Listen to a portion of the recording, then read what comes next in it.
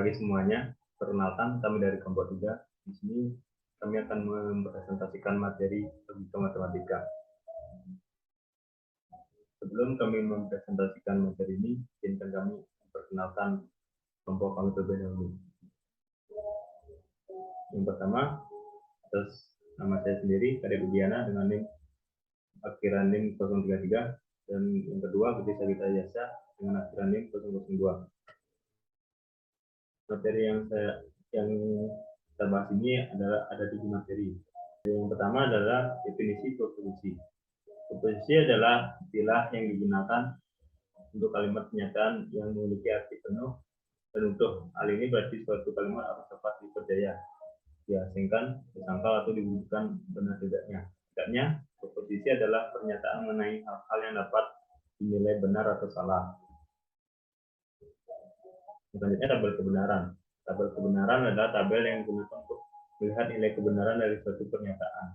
Di sini tabel kebenaran dapat diartikan sebagai tabel yang berisi kombinasi-kombinasi variabel masukan yang menghasilkan keluaran yang logis. Proposisi, pernyataan atau kalimat deklaratif yang bernilai benar, true, atau salah, false, tapi tidak keduanya. Seperti contoh, gajah lebih besar daripada tikus. Apakah ini sebuah pernyataan? Jawabannya ya. Apakah ini adalah sebuah proposisi? Jawabannya ya. Apakah ini adalah kebenaran dari proposisi ini? Jawabannya benar. Baik, yang selanjutnya definisi negasi. Untuk sembarang proposisi P yang memiliki nilai kebenaran B atau S, maka negasinya ditulis sebagai kesamaan P memiliki nilai kebenaran awalnya S atau B.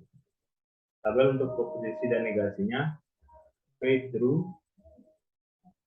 false, dan Q-nya false true.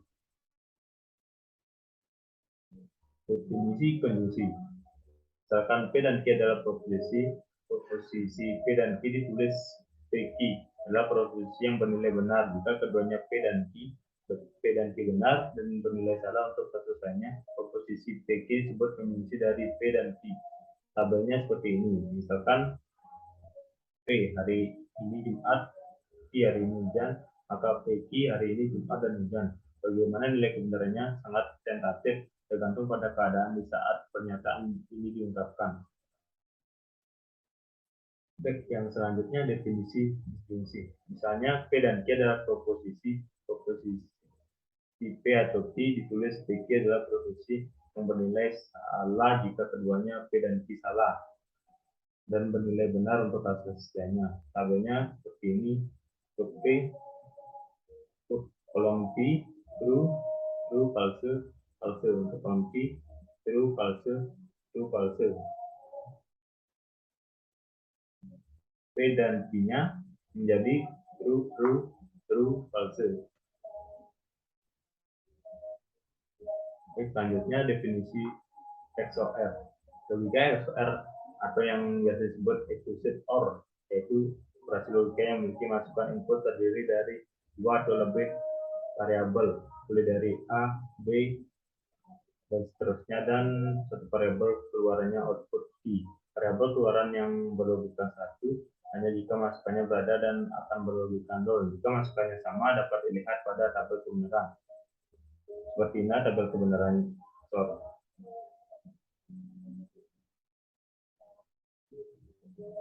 Baik, selanjutnya implikasi. Implikasi merupakan logika matematika berupa pernyataan majemuk. Implikasi menunjukkan hubungan sebab dan akibat menggunakan konjungsi seperti jika dan maka. Jika disimbolkan oleh karakter seperti ini. Untuk tabel implikasinya seperti ini. Contohnya, jika hari cerah maka kami akan pergi berenang. Jika lulus ujian dengan nilai baik, maka ibu akan memberikan sepeda. Jika bisa dibagi bilangan lain selain 1 dan dirinya sendiri, maka angka 3 adalah bilangan prima. Baik, yang selanjutnya bimplifikasi. Bimplifikasi adalah logika matematika yang ditandai dengan penggunaan kata jika dan hanya jika. Implikasi ganda terjadi dalam kalimat berjemuk dan diwakili oleh tanda seperti ini. Implikasi benar hanya jika dua pernyataan P dan keduanya benar atau keduanya salah. Jika salah atau pernyataan salah, implikasi kondisionalnya salah. tabel identifikasinya seperti ini. Contohnya ada 2, habis dibagi 2 jika 20 merupakan bilangan genap. Yang kedua, hukum gas ideal berlaku jika dan hanya jika berada dalam keadaan standar. Baik, selanjutnya akan dilanjutkan oleh teman saya, Ibu Sajida Yasa. Baik, di sini saya akan membahas tentang rangkaian logika proposisional. Suatu proposisi adalah suatu pertanyaan yang memiliki nilai kebenaran atau salah, tetapi tidak keduanya bersama-sama pada saat dinyatakan. Contohnya, pertanyaan yang merupakan proposisi, yaitu ada 4. Indonesia merupakan negara kepulauan. Yang kedua, pandemi COVID-19 dialami di hampir seluruh negara di dunia. Yang ketiga, 1 tambah 10 sama dengan 12. Yang keempat, 5 kali 2 sama dengan 10. Pertanyaan ini disebut proposisi karena kita bisa menentukan apakah kalimat ini benar atau salah. Selanjutnya, metode penarikan kesimpulan. Ada 3 metode penarikan kesimpulan yang sah dalam bahasa logika matematika, yaitu modus ponens adalah mengikuti aturan kesimpulan yang sah untuk jika P maka Q dan P maka Q harus benar. Yang kedua, modus tollens mengikuti aturan kesimpulan yang sah untuk jika P maka Q dan kesamaan Q maka kesamaan P harus benar. Silogisme merupakan kesimpulan dari keadaan yang umum ke yang khusus. Kesimpulan merupakan hasil akhir dari sebuah pemikiran. Kesimpulan juga dapat dikatakan sebagai sebuah gagasan yang tercapai pada akhir pembicaraan. Pada bahasan logika matematika, kesimpulan adalah suatu proposisi dari beberapa premis atau argumen atau ide pemikiran dengan aturan-aturan yang telah ditetapkan. Selanjutnya, ekuivalensi proposisi. Definisi ekuivalensi. Yang pertama, proposisi majemuk yang selalu benar. Apapun nilai kebenaran variabel proposisi yang muncul disebut tautologi. Yang kedua, proposisi majemuk yang selalu salah disebut kontradiksi. Yang ketiga, proposisi majemuk yang tidak tautologi maupun kontradiksi disebut kontingensi. Tabel tautologi dan kontradiksi. Di kolom P ada true dan false. Di kolom bukan P ada false dan true. Di kolom P atau bukan P ada true dan true. Di kolom P dan bukan P ada false. Selanjutnya, logika ekuivalensi. Proposisi majemuk P dan Q dikatakan ekuivalen secara logika jika P dan Q adalah suatu tautologi. Notasi P didefinisikan. Q menyatakan bahwa P dan Q ekuivalen secara logika.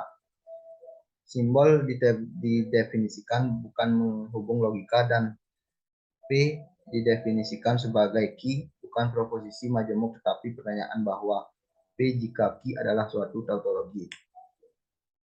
Selanjutnya, kuantor eksistensial dan eksponensial. Kuantor eksistensial menunjukkan bahwa di antara objek-objek dalam semestanya paling sedikit ada satu objek atau lebih yang mempunyai sifat kalimat yang menyatakan. Simbol kuantor eksistensial adalah ada, dibaca terdapat beberapa. Fungsi eksponensial memiliki berupa konstanta dan pangkat atau eksponen berupa variabel. Fungsi eksponensial memiliki bentuk umum berupa f dalam kurung x sama dengan a dan x dengan a konstanta, x variabel.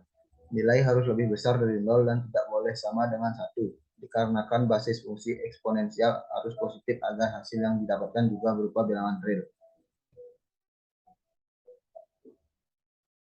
Baik, itu tadi video pemaparan materi dari kami. Bila ada kesalahan mohon dimaafkan. Sekian video dari kelompok kami ucapkan terima kasih.